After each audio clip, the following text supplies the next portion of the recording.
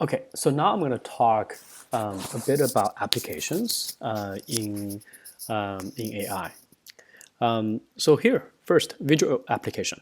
What we have here is basically two images of retina. So retina is essentially a layer of neurons interconnected, right, in the back of your eyeball, right. So this is, when you look into the pupil, go through the lens, and then go through the whole eyeball, and then the back of your eye, that's where the retina is. And certain retina, they have essentially disease, and doctors can look at these scanning images and decide, oh yeah, no, this image here fits the pattern of diseased eye, and this one doesn't, right? So, and machine is really good at finding patterns if you feed it a lot of data, as we said. So for tasks like this, where it's specific, defined, and you have a lot of data, historical data, you can train them, then machines can do great things. We also have many applications of AI in voice recognition. So here's a company in Summertown, California. The name of the company is called Notable Health. We AI Camp students actually went to the company and toured there and talked to the CTO Justin White, who is actually a mentor of mine, and a data scientist there. And what they do, essentially, they are producing software that allow doctors to capture conversations between doctors and patients, so that the doctors can focus on the day-to-day care of the patients as opposed to data entry. And I don't know about your experience, but whenever I visit like hospitals, I found my doctor essentially like facing computer as he's talking to me, and basically facing computers and typing away, right? But with this Apple Watch kind of app, you essentially record that conversation, and then behind the scenes you can transcribe that into transcripts, and then later on you can distill that into actions. So for example, whether it's lab tests or follow-up visits and reminders, and we input those things into the healthcare records, these are the things where Notable Health is actively solving right now. And again, this is happening around us. This is application, that's already in Blue Shield, and I think it's going to have really wide applications. Okay, so now we're going to watch a video. And this is essentially, we're looking at OpenAI and its applications for robots. Okay, are you ready? We're trying to build robots that learn a little bit like humans do, by trial and error. What we've done is trained an algorithm to solve the Rubik's Cube one-handed with a robotic hand, which is actually pretty hard even for a human to do. We don't tell it how the hand needs to move the cube in order to get there. The particular friction that's on the fingers, how easy it is to turn the faces on the cube, what the gravity, what the weight of the cube is, all of these things, it needs to learn by itself. The interesting thing is that kind of standard techniques in robotics haven't been able to scale to that complexity that we see in a robotic hand. Humans have evolved to be able to manipulate and operate our hands. So there's a huge amount of learning that's happened through evolution to get us to this point as a species. And the robot has to learn all of this from scratch. Instead of trying to write very dedicated algorithms to operate such a hand, we took a different approach where we create thousands of different simulated environments and learn to do the task in all of those, and hopefully a robotic hand will be able to do it in the real world as well. This means like thousands of years of experience that this neural network has had in simulation. Every time the algorithm has gotten good at the task, we make the task harder. That's really crucial because it needs exposure to really complicated environments in order to eventually be robust to the real world. You put a rubber glove on the hand and it can still carry out the task. This ability to generalize to new environments feels like a very core piece of intelligence. It really changes the way we think about training general purpose robots. Moving from thinking too much about the actual algorithms and start thinking about how do we create complex enough worlds where they can learn. At some point, then it would be more down to the imagination, what robots could actually accomplish. The hope is to build robots that can do many different tasks to increase the standard of living and give everybody a better life.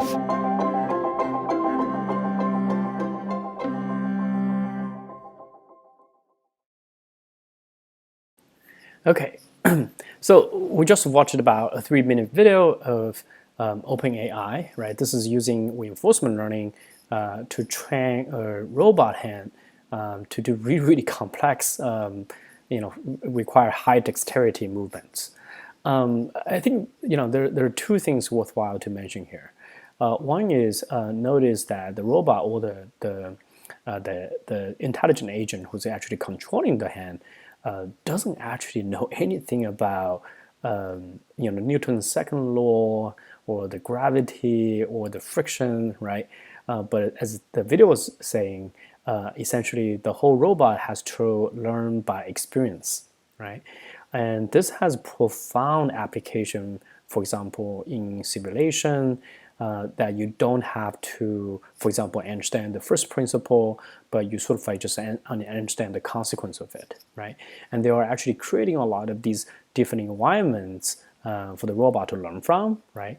And that's really, really cool. And you can see, how the robot is essentially learning from these different scenarios, whether it's like perturbation due to like a human hand trying to disturb the cube, right? Or wearing a rubber glove and change the situation a little bit and see how the machine will learn new environment, right? That is something where I thought is quite impressive. And obviously this has many applications, whether it's like in warehouse or in picking up recyclable materials from garbage, right?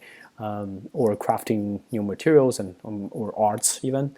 I think this has a tremendous amount of applications. Okay, so now we are going to spend a little bit of time and talk about what's behind the AI products and how they're really made. And what we're going to do is basically we will use this emotion detector, which we had a demo before, right, to illustrate how an AI product is made. And remember, this is something where 5 of our high school students came together and made this product in 3 weeks. And as a reminder, this is how supervised machine learning works. That is, you first supply this machine, right, which is pre-trained, has certain architecture. So this machine, for example, could be a neural network. And you basically feed the neural network with a bunch of images, and you label the image with the region where you have a cat, and you say, oh, this is a cat, right? And then the machine sort of like have to adjust its internal workings so that it will predict, oh yeah, once I see a cat, I be able to predict, yeah, there's a cat. And once this machine passes certain criteria, then what happens is that you can give the machine more different data, maybe some new data that the machine has never seen before, and the machine has to be able to tell, yeah, there's a cat or there's no cats, right? So this is essentially how supervised machine learning works. So as you can see here, then creating an AI product involve these different steps, right? You have to determine what you will build. That's a very important skill for product managers or for people who are great at communication and wanted to influence team without power, right? This is what they do. Now, once we figured out what do we want to do, we want to collect data. So remember, one of the limitations for current AI is that it's only as good as the data you feed it. So there's in industry there's this phrase which we constantly remind ourselves, that is garbage in, garbage out, right? That is, if your data is not comprehensive, if your data is not structured well, if it doesn't cover all the different scenarios, then your model won't perform well. So you collect a bunch of data, and then you have to clean the data. You have to label the data. A lot of times data are not clean. Most companies, I would say 90% of the Silicon Valley companies, they probably don't have a good data infrastructure. So for anyone who's actually trying to build very good data teams, you wanted to invest into your data systems, right, which enables your data scientists to scale. Now, once you have these data, then you can actually fit into the model. And this is actually the easy part. Now, unfortunately, when you look at different data science programs out there, or majority of the Coursera classes about machine learning, they only focus on the data part or the model part, and they ignore pretty much the rest of it, which I think ends up producing basically people who think they can do data science, but in reality they're quite limited. Okay, so once you build that model, then you have to evaluate and visualize the results, and you have to be very subjective about, I guess, objective about these results, and make sure that only passing certain criteria, and then we can go forward with it. Now, a lot of times, whether you think the model is good or bad, it depends on what the model actually is, and has to do with the business goals. Okay, and so this is the part where good data product manager would also come and determine what kind of functionality or sacrifices that you need to have in the model in order for you to release that product. And finally, deploy the model. If the model is only in your computer system and in your local computer, and not actually out there and someone can use it, then that's not interesting. And so this is where you wanted to maybe develop a website and put the model there, and so everyone can use it. And finally, you want to build data systems, so continue to monitor the performance. So when you look at these 7 different steps, it really take a team, right, and take a system to do. However, we at AI Camp, we don't have a team. For example, like I guess we're putting a student together, right? A group of students together. So you guys are a team and trying to build this. Okay, so I wanted to essentially use the subsequent several slides to talk about the Tinian system here, right? And it's really to address a certain, I guess, stereotypes that students sometimes will have regarding people in the industry or in the tech industry. I've heard for example, students talking to me about, hey Michael, I'm really interested in learning data science and tech in general, but I'm afraid there's this stereotypical kind of image associated with people in tech, that is they're nerdy. But I guess and these stereotypes, they often come from ignorance, right? And when you look at, however, people working in tech, quite of the contrary. When you look at, for example, like people who are working in product management or sales or marketing, these are people who have extremely good communication skills. They're very social, right? Or when you interview them, it's also extremely difficult because they are always well represented, right? However, if you like talking to people, if you like writing, then being a product manager is a great thing. And you get to essentially talk to customers, and you're the glue between customer teams, right? And you will essentially decide what to build. Now, the thing about building a data product, however, the other thing you want to think about is you sort of like wanted to think about what kind of data is out there, right? So this goes to the second slide where I guess several steps following, which is basically you wanted to make sure the problem you're trying to address has abundant amount of data, right?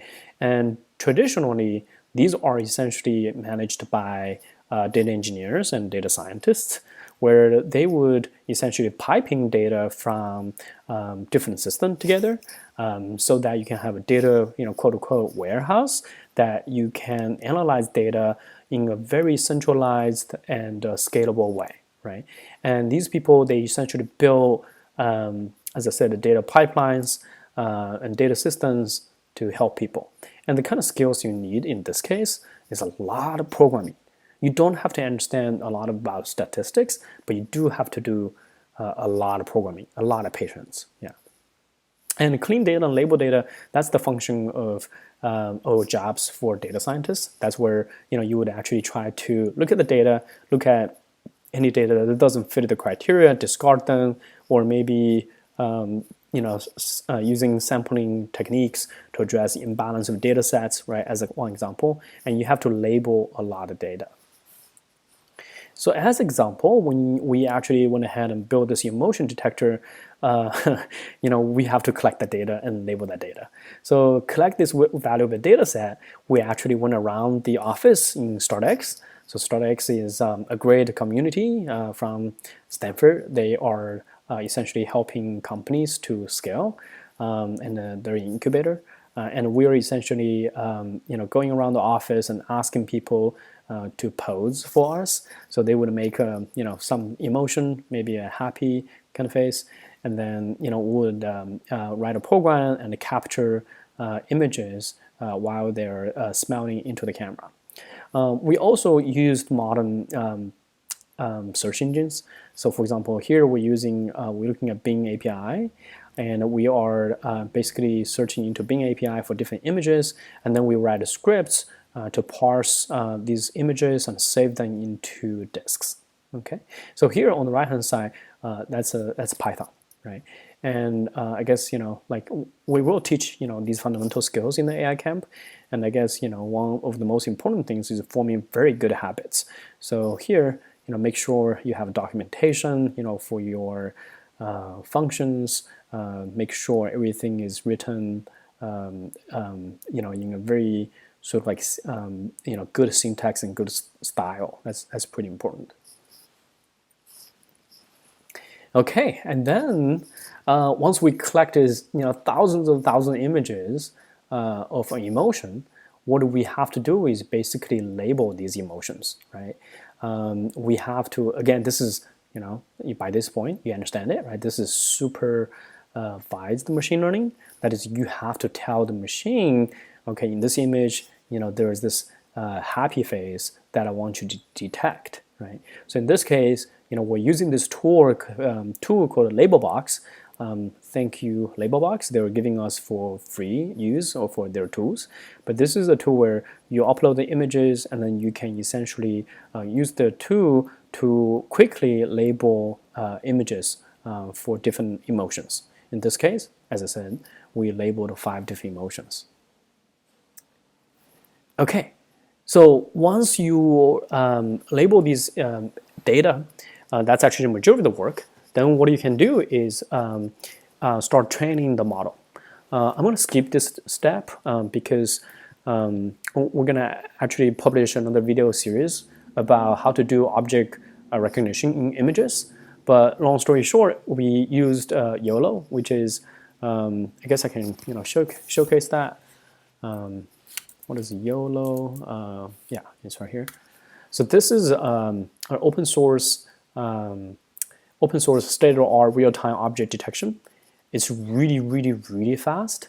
And YOLO stands for you only look once, right? And it's basically using convolutional neural network to detect object as well as the classes just through one pass of the image. It's really, really quick. So anyway, so we use this one as our fundamental model. And we trained the network using this tool, which is published by Google, called Google Colab. And that's something where you don't have to have GPU sitting at home to train your model. You can directly go to Google Colab, just do a Google search on that, and you can start training, and they're going to give you a free GPU for you to train. Okay, but coming back here, I think it's important to understand the confusion matrix here, which is essentially evaluating whether your model is performing or not. So what you're looking at here are different color representations of how well your model did, and it has a scale from 0 to 1. Okay, so the close to 1, the better you're doing. So how do we read this confusion matrix? Well, so on the x-axis here is states, right? It's predicted label, right? And then y-axis here, it says true label, right? Now, with all the knowledge that I just taught, you should be able to guess, okay, now 0.53, right? The green box right in the middle, right? With both predicted label as sad and true label as sad, what does 0.53 mean, right? So we're going to give this one moment for you to think through, and then I will review the answer. What does 0.53 mean?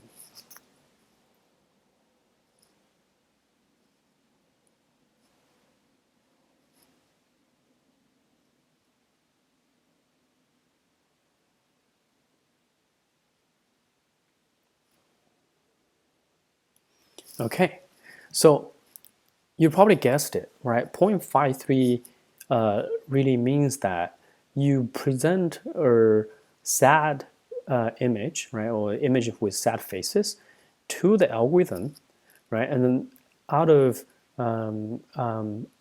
there's a probability of 53% of the time, the model would predict, yes, there's a sad face there, right?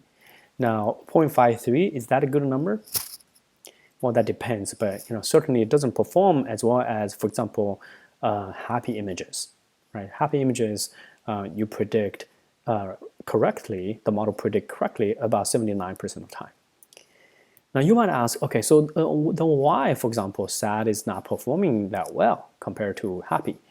But you can see, however, if you present a sad image, there's also 20% of time, 22% of time to be exact, that you will predict a neutral face out of that image. Why is that? Well, if we look back a little bit, right, and look at the limitation of AI, it's only as good as the data you're feeding into it. When we closely examine our data, what we discovered is that there are many these labeled sad images are essentially photoshopped images with a pretty face, but it's basically very neutral kind of looking. However, it has two tears on their cheek, and it's photoshopped. But we used it for training, and sometimes the image resolution is pretty low, and therefore the machine might not actually be able to detect that. So in all cases, we somehow mixed. If we present a sad image, we sometimes will predict neutral. Okay, so once again, right, remember this phrase, right? Garbage in, garbage out, right? So the way that we improve these performance is really by feeding the algorithm with more data, right?